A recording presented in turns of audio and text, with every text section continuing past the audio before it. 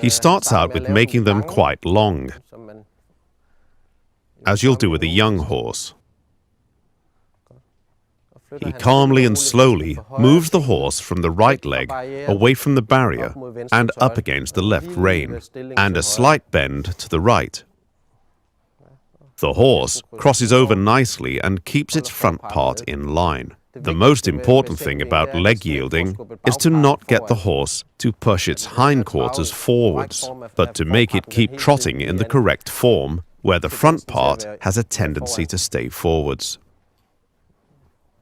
Well done. The horse walks slowly and calmly and turns in a relaxed way over to the side, loosens up in all joints. Good. Now this horse has done many leg yieldings in its life so far, and to work on it crossing over even more beautifully, you can make them a bit steeper so that you get a bit more to the side. Just like that. It crosses over nicely there. Good.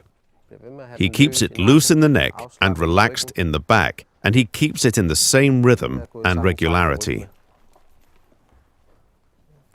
And he makes it a bit steeper again, so that it crosses over correctly. And the front part is beautifully in line here. Now, apart from it being an exercise for loosening up, leg yielding is also an exercise that helps make the horse more obedient and learn to listen to what the rider demands of it.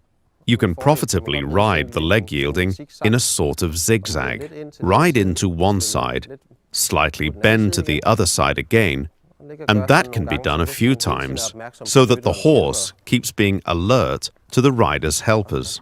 And he does a little zigzag again here. Moves it a bit up to the right, crosses over nicely, and bends in a bit to the left, and then to the other side.